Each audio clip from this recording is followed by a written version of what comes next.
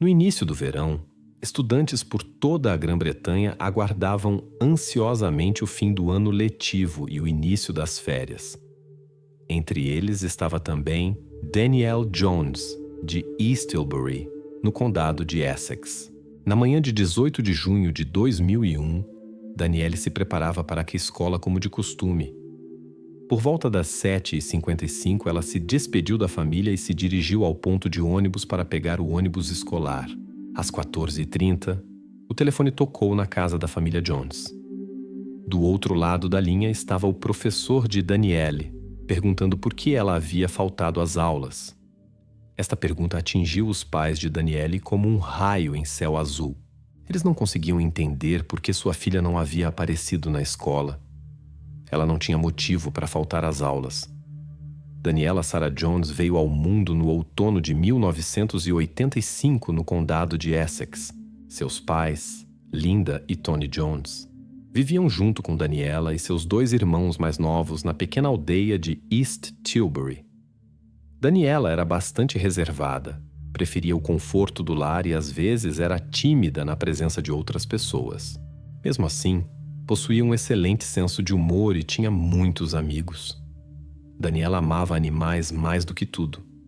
Em casa, tinha 2 pequenos coelhos fofos que adorava acima de tudo. Quando os pais de Daniela receberam uma ligação da escola, esta notícia os perturbou profundamente. Eles pensaram que, mesmo se sua filha tivesse decidido matar a aula, ela certamente voltaria para casa antes do anoitecer. Afinal, Daniela sempre teve medo de ficar sozinha à noite. Durante todo o dia, os parentes e amigos de Daniela tentaram contatá-la. Enviaram mensagens e ligaram para ela, mas havia apenas silêncio. Este comportamento não combinava nada com Daniela, o que deixou todos ainda mais preocupados. A história de Danielle deixou muitas perguntas sem resposta. Ela sempre mantinha os pais informados sobre seus planos, mesmo quando queria apenas visitar os vizinhos.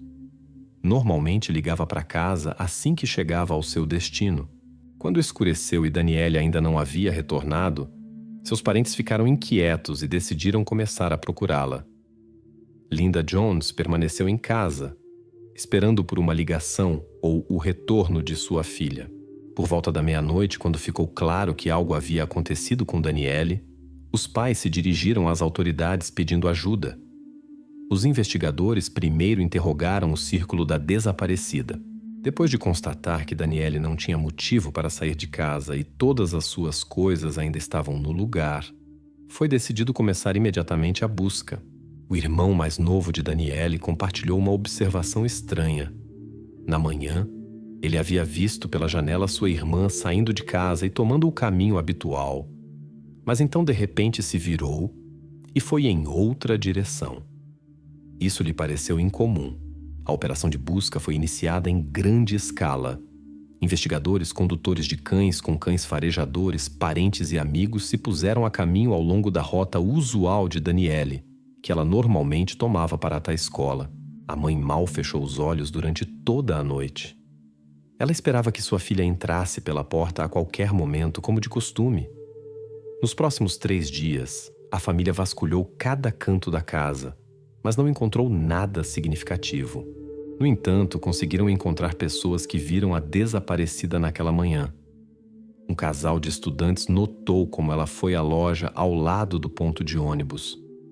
Descobriu-se que ela nunca havia entrado no ônibus escolar. Logo, as operações de busca se expandiram. A polícia foi de casa em casa na pequena cidade.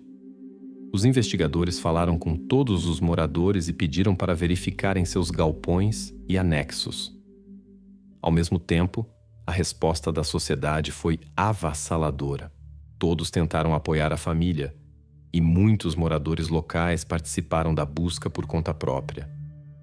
Mas mesmo após vários dias de busca intensa, nenhum rastro pôde ser encontrado. Os parentes e pessoas próximas da desaparecida estavam desesperados. Mesmo assim, continuaram acreditando que sua amada filha estava viva e logo retornaria para casa.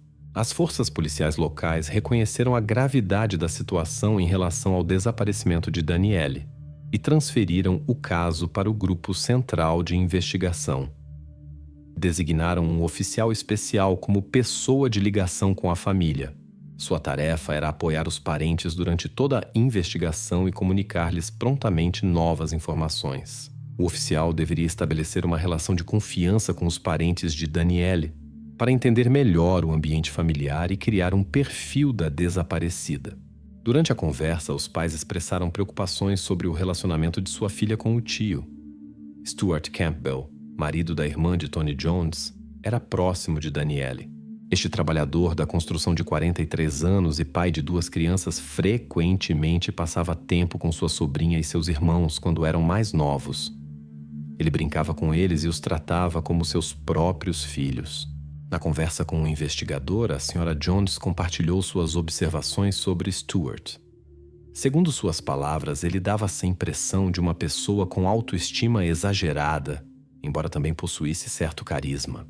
Seu marido Tony mantinha uma relação amigável com ele, mas ocasionalmente confessava a sua esposa que havia algo em Stuart que despertava nele um vago desconforto.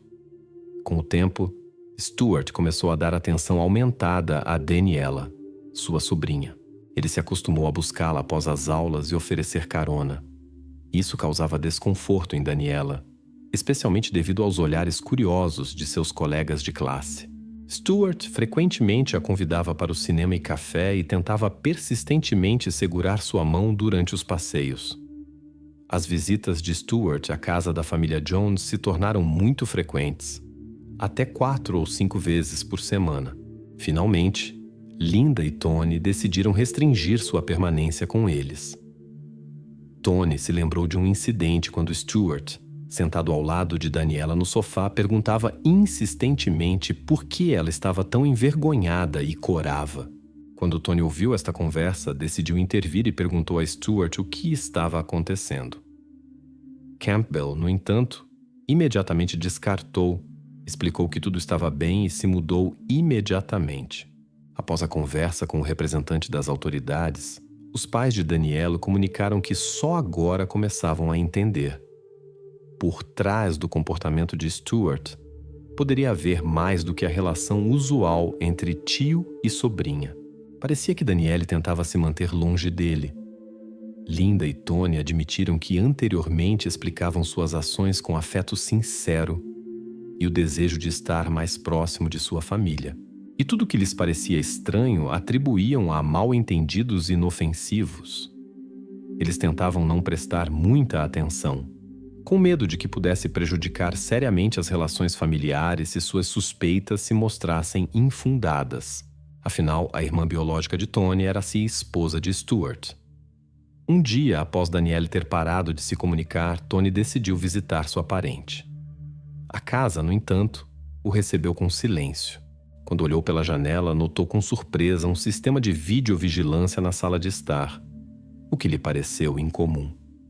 Ainda mais estranho, porém, foi o comportamento de Stuart Campbell quando Tony finalmente o encontrou. Este parecia completamente indiferente ao desaparecimento de Danielle. Além disso, Stuart foi o único que não mostrou nenhum interesse em sua busca. Ao mesmo tempo, a mídia local continuava relatando intensamente sobre o desaparecimento de Danielle Jones. Diante do crescente interesse público, os representantes das forças policiais decidiram organizar um encontro com jornalistas para fornecer informações oficiais sobre o caso. Em um encontro com jornalistas, os investigadores compartilharam detalhes sobre como Danielle havia desaparecido.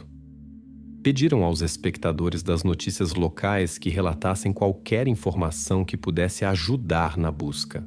Este passo se mostrou bem-sucedido. Numerosas ligações começaram a chegar à delegacia de polícia.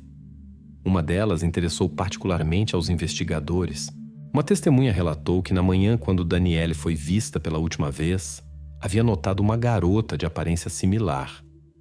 Ela estava ao lado de uma van azul e discutia em voz alta com um homem. Curiosamente, o tio de Danielle, Stuart Campbell, possuía uma van azul similar. Este detalhe despertou suspeitas sérias na polícia. Surgiram temores de que Campbell pudesse ter sequestrado sua sobrinha para uma direção desconhecida. Antes dos investigadores convidarem a pessoa suspeita para uma conversa, decidiram examinar seu passado. O que descobriram os preocupou muito. Descobriu-se que esta pessoa já havia chamado a atenção das forças policiais muitos anos antes. No final dos anos 80, foi presa por comportamento inadequado com uma pessoa jovem.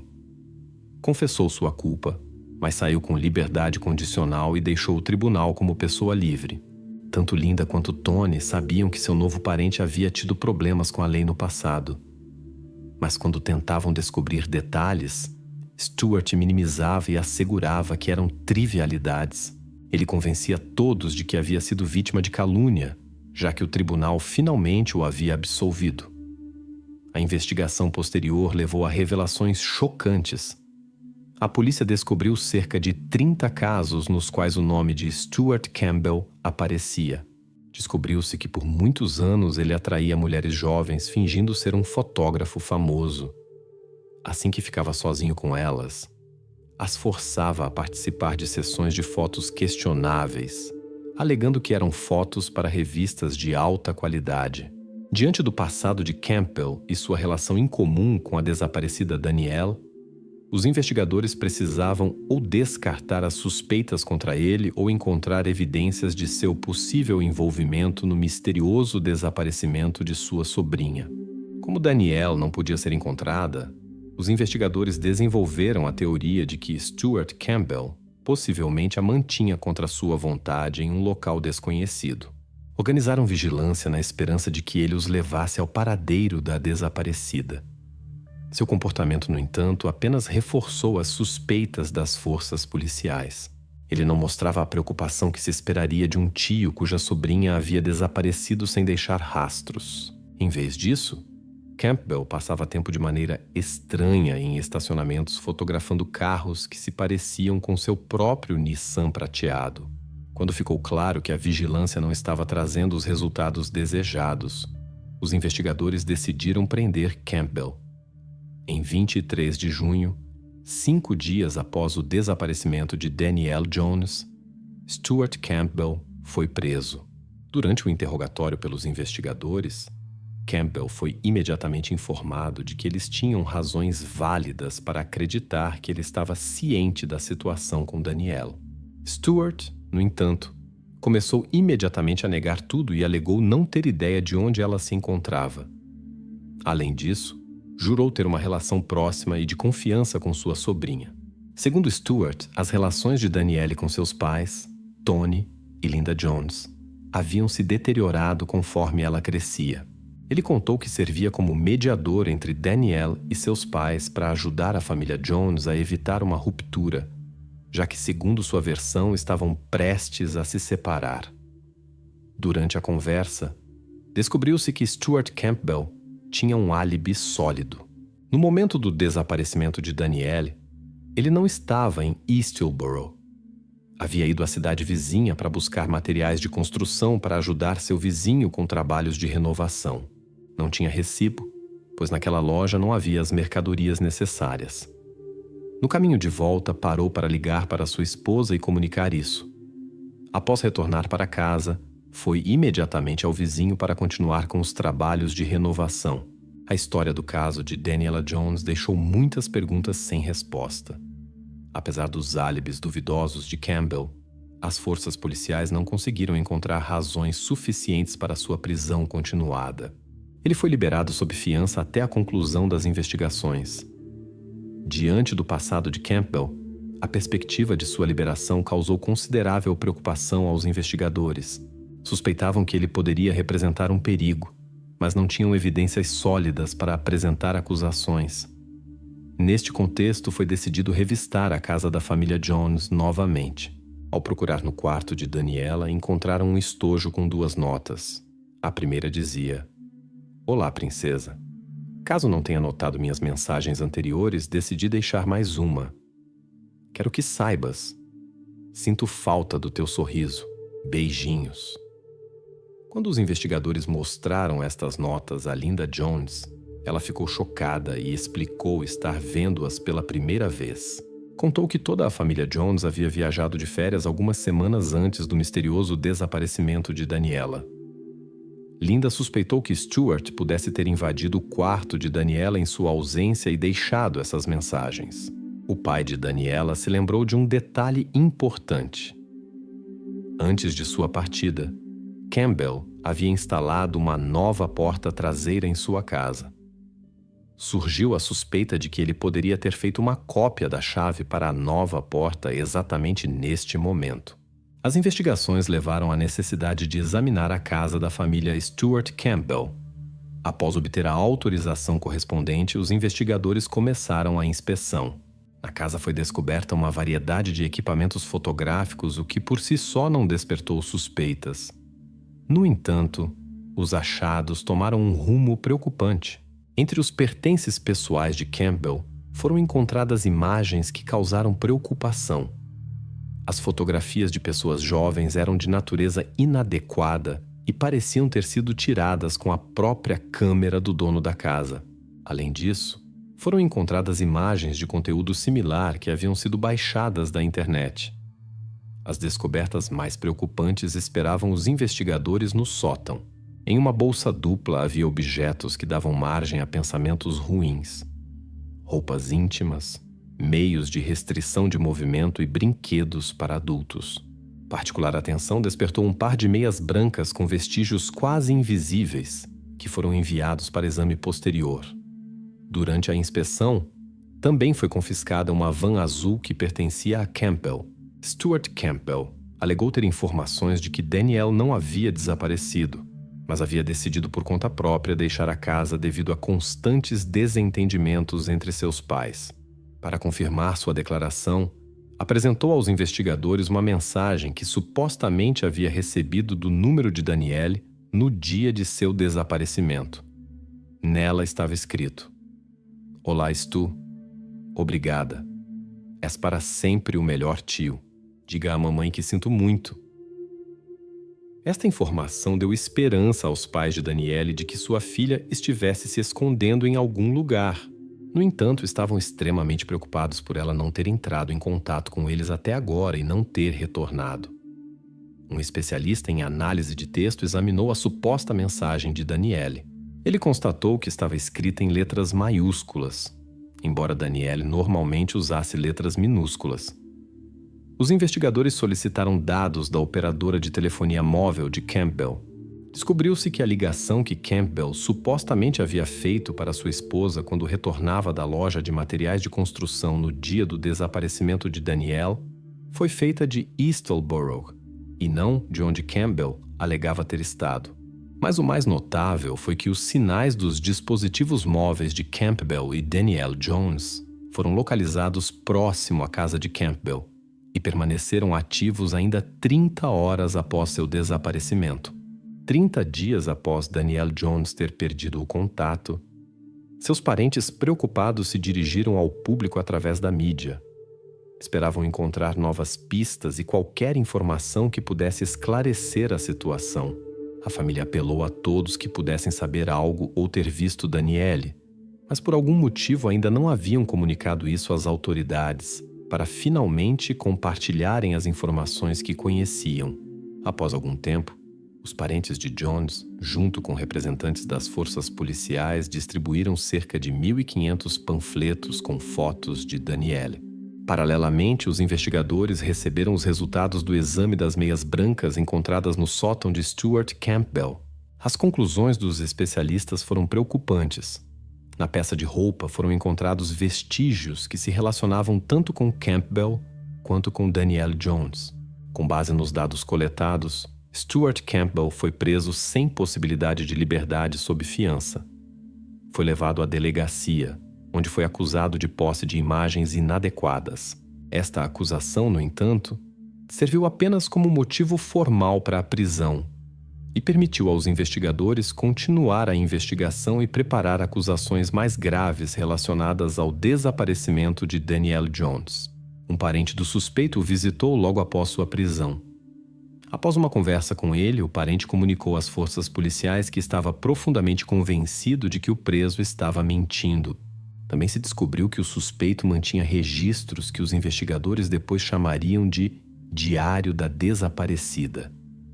Ele anotava ali cada interação com ela, seja uma ligação ou uma mensagem enviada. Estes registros deixaram claro que ele estava excessivamente fascinado por ela. Apesar da ausência de evidências claras sobre o desaparecimento, os investigadores haviam coletado indícios suficientes para apresentar acusações por envolvimento no misterioso desaparecimento. Após a apresentação das acusações, o suspeito permaneceu sob observação das forças policiais por quase um ano. Durante este tempo, chegaram mais de 500 relatos de toda a Grã-Bretanha e Europa dizendo que a desaparecida, supostamente, estava bem. Isso causou dificuldades consideráveis à polícia local, pois cada um destes relatos precisava de verificação minuciosa. Se houvesse a menor possibilidade de que ela ainda estivesse em algum lugar e este relato tivesse passado despercebido, isso poderia ter sido um argumento importante para os advogados de Campbell no tribunal. Nos meses antes do início do julgamento, os esforços para encontrar Danielle foram significativamente intensificados. Não se tratava apenas de encontrar evidência-chave para as investigações, mas também de dar o conforto espiritual tão necessário a seus parentes. 12 dias antes do início do julgamento contra Campbell, foram descobertos restos humanos. Os investigadores determinaram que pertenciam à estudante desaparecida chamada Millie Dowler.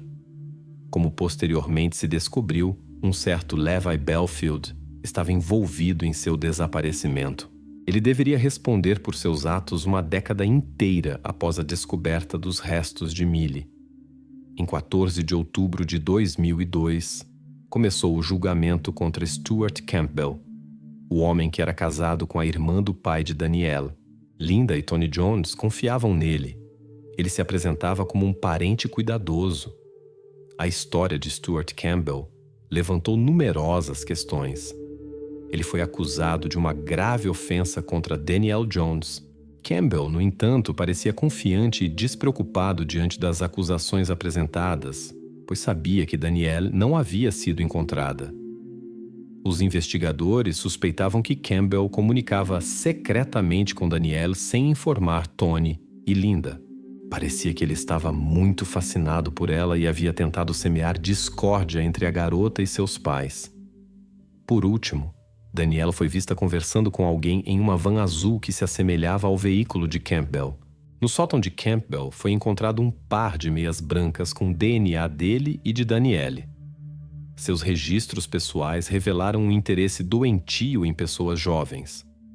Uma evidência importante foram mensagens supostamente enviadas por Danielle. Um exame revelou que Campbell mesmo foi o autor e tentou desviar as investigações. Dados da operadora de telefonia móvel refutaram seu álibi. Durante todo o processo judicial, Campbell manteve silêncio. Apenas ocasionalmente passava bilhetes para seus defensores quando algo não lhe agradava. Após quase 3 meses de julgamento, o júri proferiu seu veredicto.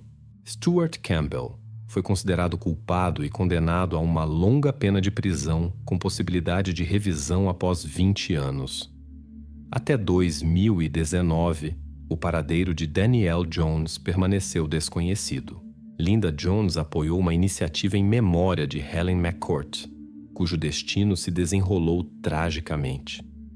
Esta proposta deveria restringir os direitos daqueles que ocultam informações importantes dos investigadores. Helen trabalhava em uma empresa de seguros quando sua vida chegou a um fim abrupto no ano de 1988. Ian Sims, o homem associado ao seu desaparecimento, nunca revelou todas as circunstâncias do caso. O apelo para a aprovação de uma nova lei coletou mais de 100 mil assinaturas e encontrou apoio no mais alto nível governamental. No ano de 2021, veio à luz um livro intitulado Meu Parente com Passado Sombrio, cujo autor era Alex Sharkey, irmão de Stuart Campbell. Nesta obra, Alex compartilhou abertamente a história de sua vida ao lado de seu irmão e descreveu detalhadamente os eventos que se seguiram ao misterioso desaparecimento de Danielle Jones. Quando 2 décadas se passaram desde o desaparecimento de Danielle, As forças policiais de Essex organizaram um evento memorial em sua honra. Os investigadores asseguraram aos parentes de Danielle que não desistiriam da esperança e continuariam a busca para que a família pudesse encontrar paz e encerrar este triste capítulo de suas vidas. Muitos acreditam que na presença de outras pessoas a atenção pública oferece proteção. As estatísticas confirmam esta teoria, porém não se deve esquecer que malfeitores podem usar vários truques para atrair alguém para um local isolado. Por isso é importante manter-se vigilante mesmo em locais movimentados. Na pitoresca Andria, uma cidade italiana com cerca de 100 mil habitantes, a história da família local Mansi chamou a atenção pública. A cidade era famosa por seu patrimônio histórico, especialmente pelo majestoso castelo Castel del Monte, que diariamente atraía muitos viajantes. Para os locais, o turismo se tornou a principal fonte de renda. Não muito longe do famoso castelo vivia a família Mansi, os pais e sua única filha muito desejada, Graziella. Nos últimos 10 anos, a família possuía uma pequena loja comercial, convenientemente localizada no caminho para o portão principal do castelo. Ali ofereciam nozes e frutas secas aos turistas. O comércio prosperava. Graziella, apesar de sua idade, frequentemente ajudava no negócio da família, o que muito alegrava seus pais. Na movimentada rua turística sempre havia muitos visitantes, e mãos extras eram muito bem-vindas. A jovem participava com prazer do negócio comum e atraía clientes com sua simpatia e energia. O sábado, 19 de agosto de 2000, não diferia dos fins de semana comuns com seu máximo fluxo turístico. Em tais dias, frequentemente o avô de Graziella ficava atrás do balcão. A neta fazia-lhe companhia com prazer e realizava pequenas tarefas. Devido ao fluxo constante de visitantes, o avô raramente podia deixar a loja. Por volta das 19 horas, o homem mais velho, que havia se cansado, pediu à sua neta para ir à fonte e encher uma pequena garrafa com água. Graziella concordou prontamente e se dirigiu à fonte, que ficava a apenas 5 minutos de distância. O tempo passou, mas Graziella não retornou. O avô começou a se preocupar, embora inicialmente se tranquilizasse pensando que sua neta poderia ter encontrado conhecidos e entrado em conversa. No entanto, quando mais de 20 minutos se passaram e Graziella, que sempre era pontual, não apareceu, o homem ficou seriamente preocupado. Decidiu verificar a situação e foi à fonte. Para sua surpresa e preocupação, Graziella não estava lá nem nas ruas vizinhas que ele percorreu completamente procurando por sua neta. A situação ficou cada vez mais tensa. Quando o avô retornou à loja esperando encontrar Graziella, constatou que ela ainda não havia aparecido. Ela poderia ter tomado outro caminho, mas não estava em lugar algum. Após cerca de 30 minutos, entrou em contato com o filho e a mãe, começou a ligar para todos os amigos e conhecidos cujos números tinha anotado. Os pais também ligaram para todos que conseguiam contatar, mas ninguém a tinha visto. Logo toda a família e alguns amigos de Graziella se reuniram na loja dos Mansi na praça. Sem perder tempo, adultos e jovens organizaram grupos de busca. Sua atividade atraiu a atenção de transeuntes e turistas, muitos dos quais imediatamente se juntaram à busca. Os parentes trouxeram uma foto de Graziella e a mostraram aos que passavam. Alguns confirmaram tê-la visto durante o dia e a noite. No entanto, ninguém podia dizer para onde ela havia ido ou o que poderia ter acontecido. A área era considerada tranquila. Raramente ocorriam incidentes ali. Parecia impensável que algo pudesse acontecer em um local tão movimentado. Após várias horas de busca infrutífera, a família Mansi se dirigiu à polícia local. Os oficiais imediatamente se envolveram na busca. Após algum tempo, um morador se aproximou de um dos policiais com informações preocupantes. Ele havia ouvido um grito da área florestada próxima ao castelo Castel del Monte. 2 carabineiros se dirigiram na direção indicada e notaram fumaça subindo do centro da plantação. Inicialmente não relacionaram isso ao desaparecimento, mas decidiram verificar a fonte do incêndio e avaliar a necessidade de intervenção dos bombeiros. Quando se aproximaram do local a cerca de 10 metros, os policiais perceberam um odor incomum. O foco do incêndio parecia estranho. Sob uma camada de folhas secas, notaram algo preocupante. Devido ao tamanho e roupas que correspondiam à descrição do traje de Graziella, Os policiais tiveram que reconhecer com o coração pesado que suas piores suspeitas se confirmaram. Quando descobriram a cena do crime, já era tarde demais para mudar algo. Ao examinar a área florestal, os investigadores descobriram vários fragmentos de roupas e um dispositivo para início de incêndio, a suposta fonte do fogo. Não foram encontradas outras pistas sobre os perpetradores. Era necessário um exame mais minucioso do terreno. As autoridades também esperavam obter gravações de câmeras de vigilância instaladas próximo ao castelo. O exame médico confirmou a identidade da pessoa encontrada. Era Graziella Mansi. Os especialistas não puderam responder exaustivamente a todas as questões da investigação e da família. O estado dificultou o exame, porém o laudo confirmou o caráter intencional do incidente. A informação sobre este incidente se espalhou rapidamente pelos canais de notícias. No dia seguinte, representantes da imprensa literalmente sitiaram a casa da família Mansi. Quando os parentes foram informados sobre o ocorrido, inicialmente se recusaram a acreditar que se tratasse de Graziella. Este caso inexplicável chocou tanto os moradores que todo o distrito ficou em estado de choque. A mídia relatou intensivamente sobre o incidente próximo ao famoso castelo. A sociedade ficou perturbada pelo ocorrido. O fluxo turístico diminuiu significativamente. Visitantes consideraram a área insegura e evitaram a atração, o que afetou negativamente o setor turístico de Andria. Os investigadores agiram rapidamente. A polícia se envolveu ativamente no trabalho desde as primeiras horas. Como versão principal, considerava-se que um perpetrador conduziu Graziella da trilha para um local deserto e depois ateou fogo para apagar rastros. No círculo de Graziella, obviamente, não poderia haver adversários sérios, por isso buscavam uma pessoa adulta. A investigação seguiu várias versões. Primeiro verificaram listas de pessoas com passado criminal que poderiam estar na região. No entanto, esta linha de investigação gradualmente perdeu importância. Até dados turísticos foram examinados. Suspeitava-se que o perpetrador pudesse ser um viajante que escolhia transeuntes aleatórios. Com o tempo, esta versão também pareceu cada vez mais improvável. Ao interrogar testemunhas, amigos e conhecidos da família Mansi, o nome Pasquale Tartoro era mencionado cada vez mais frequentemente. Este jovem de 20 anos era conhecido em toda a região. Trabalhava informalmente como vigia de estacionamento na rua onde ficava a loja da família Mansi. Muitos notaram o comportamento estranho de Pasquale. Desde que Graziella ajudava na loja de seus parentes, ele a observava constantemente. Seu olhar perturbava o ambiente. Várias testemunhas apontaram esta circunstância, o que despertou especial atenção dos investigadores. As conversas das autoridades com os amigos de Pascoal confirmaram as suspeitas preocupantes. Surgiu a questão: poderia Pascoal ser um perseguidor obcecado? Os parentes rejeitaram categoricamente esta possibilidade.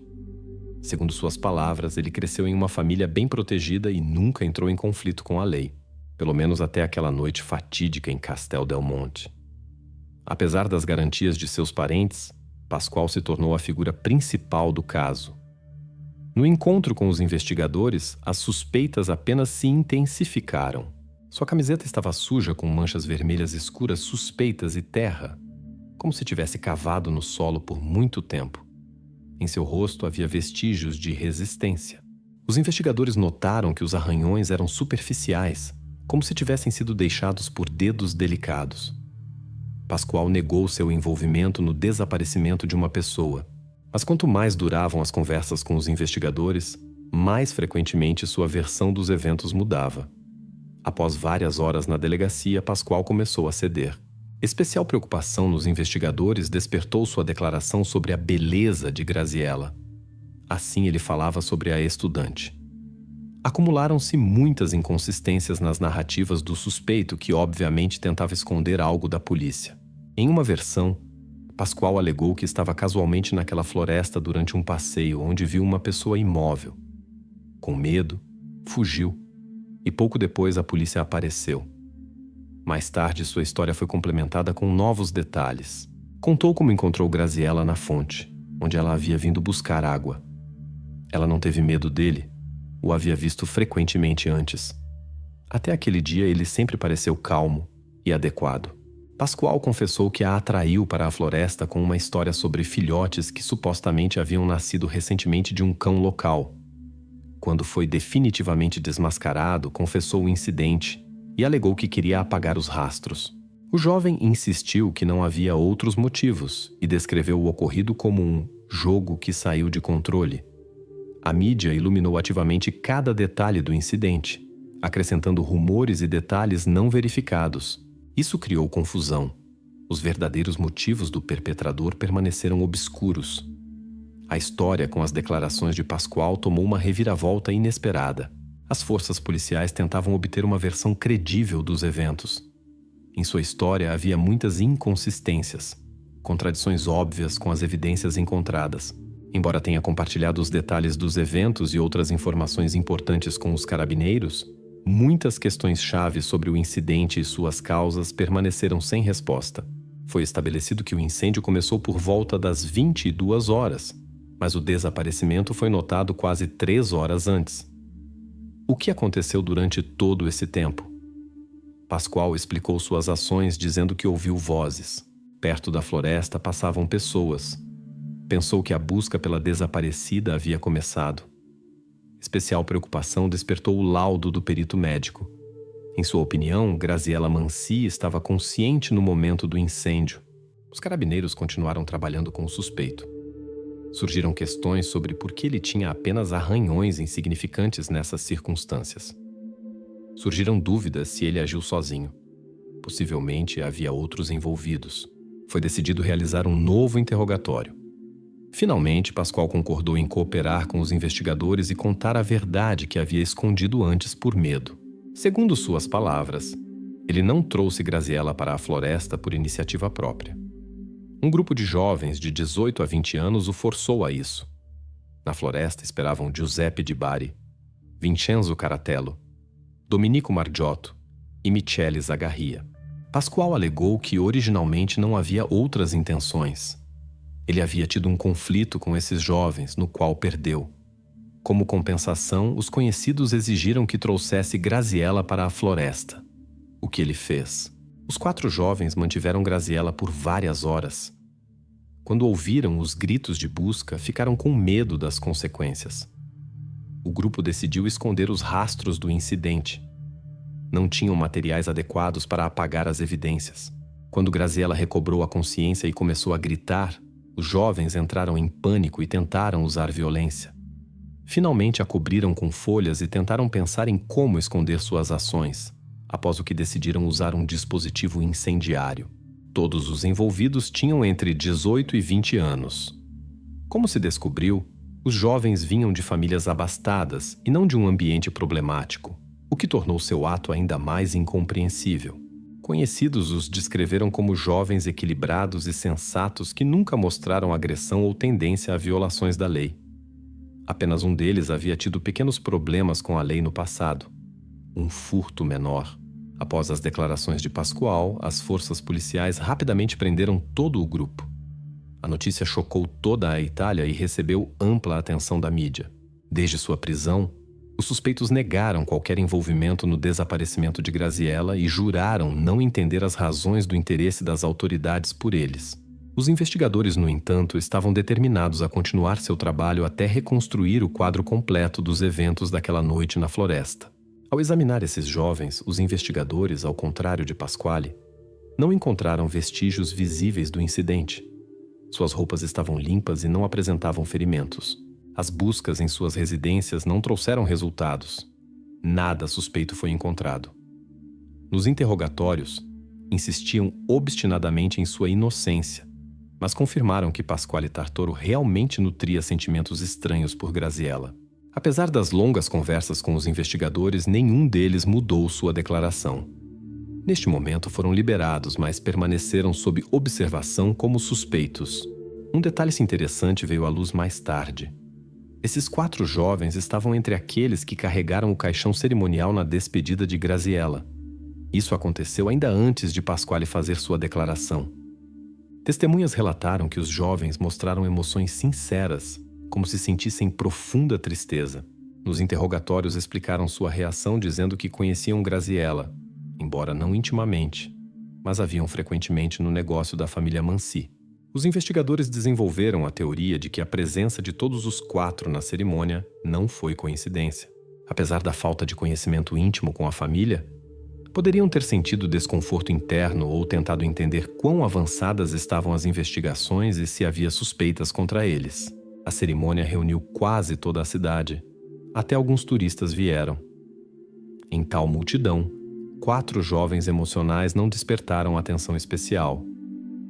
Quando foram novamente chamados à delegacia, falaram com cada um individualmente.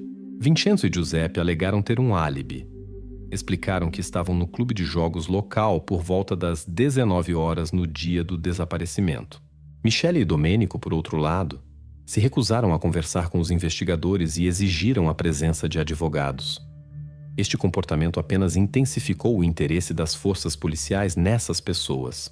Os investigadores começaram a verificar o álibi de Vincenzo e Giuseppe. No clube de computadores, sua presença foi confirmada, mas apenas pela primeira hora. O paradeiro posterior dos amigos permaneceu desconhecido, o que levantou questões nas autoridades investigativas. O caso tomou uma reviravolta inesperada quando Michele e Domenico decidiram contar sua versão dos eventos. Sua história coincidiu em grande parte com as declarações de Pasquale Tartoro. Segundo suas palavras, os amigos se encontraram à noite na floresta, supostamente para um jogo. No momento de sua chegada, todo o grupo já estava no local. Pasquale deveria trazer Graziella. Os demais participantes se esconderam atrás de árvores e esperaram por sua aparição. Até a floresta levaram cerca de 15 a 20 minutos. Neste momento, o avô provavelmente já havia começado a busca por sua neta. Quando chegaram ao local, os outros participantes saltaram de seus esconderijos. Graziella estava na armadilha. O grupo estava sob influência do álcool. Divertiram-se com o quanto Graziella se assustou. Segundo a declaração dos presos, eles só queriam brincar com a indefesa Graziella. Graziella ficou tão assustada que ficou paralisada. Em um momento, a situação saiu de controle. Após a queda, ela perdeu a consciência. Os jovens alegaram que originalmente só pretendiam assustá-la. Quando ela não respondia mais, todos perceberam a gravidade da situação. Neste momento, ouviram vozes, provavelmente daqueles que procuravam por Graziella. Sob influência do álcool, decidiram esconder os rastros do incidente. As declarações dos suspeitos foram parcialmente confirmadas por evidências. O exame médico se mostrou ambíguo. Graziella apresentava certas lesões, mas a forma como surgiram não pôde ser determinada com precisão.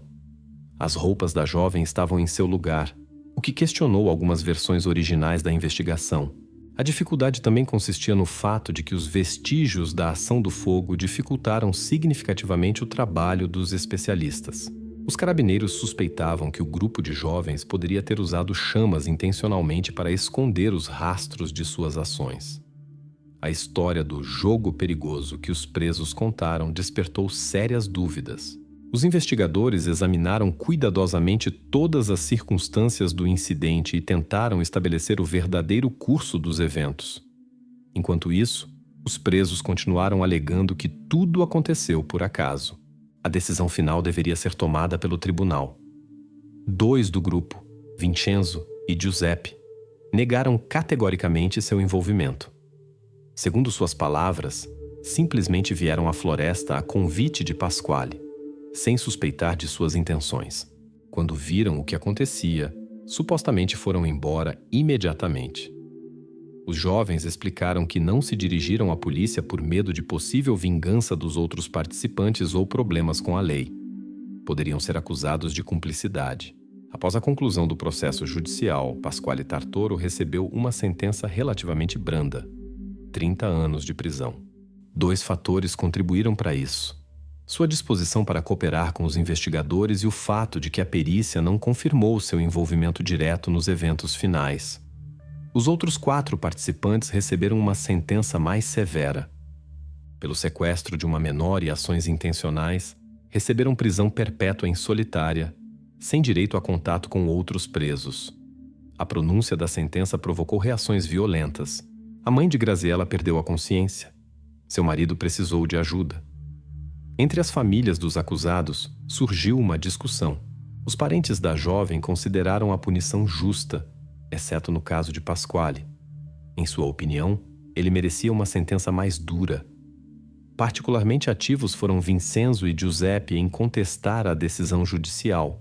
Defenderam sua inocência de forma tão convincente que até encontraram apoiadores que acreditaram em sua versão dos eventos. Isso, no entanto, não os ajudou a contestar a sentença. 8 anos após esses eventos, o Vincenzo Caratello, de 27 anos, tomou uma decisão fatídica durante sua permanência na instituição penitenciária. Talvez sentimentos de culpa o atormentassem, ou simplesmente não visse outra saída. Apenas alguns dias antes, sua mãe o havia visitado. A mulher continuava acreditando inabaravelmente na inocência de seu filho e o apoiava em todos os aspectos. No entanto, o próprio Vincenzo já havia perdido toda a vontade de continuar seu caminho naquele momento. O coração materno sentia que algo não estava certo. Ela notou que seu filho havia se distanciado, se tornado uma pessoa diferente, e seus pressentimentos se mostraram corretos. Em 19 de junho de 2013, o advogado Michele apresentou um pedido de revisão do caso, alegando violações processuais. Contestou os resultados do processo anterior, mas o tribunal rejeitou o exame do pedido. A mãe de Pascoal se dirigiu publicamente com desculpas sinceras pelas ações de seu filho, a família Mansi. Enfatizou que ele deveria assumir total responsabilidade por seus atos perante a lei. No entanto, a mãe de Graziella rejeitou essas desculpas.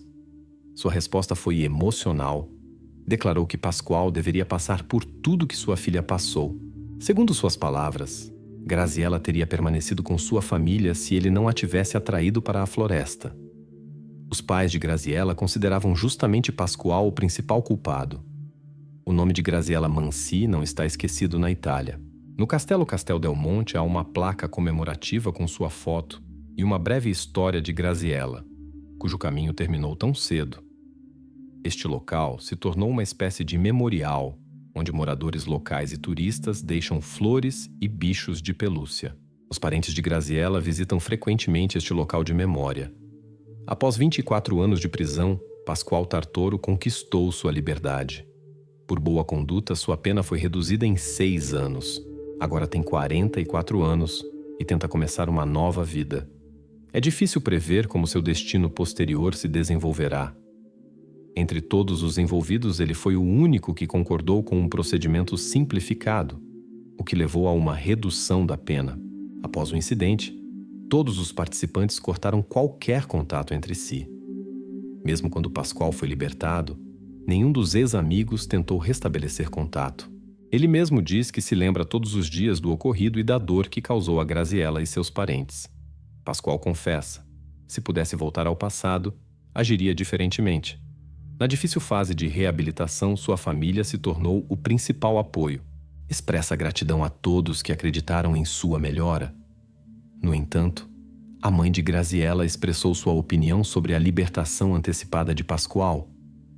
Segundo suas palavras, sua libertação destruiu a ideia de justiça. Está convencida de que tais pessoas não podem mudar e representam um perigo para a sociedade. Por isso não merecem uma segunda chance. Vincenzo e Giuseppe, que insistiam em sua inocência, não conseguiram entender os motivos das ações de Pascoal.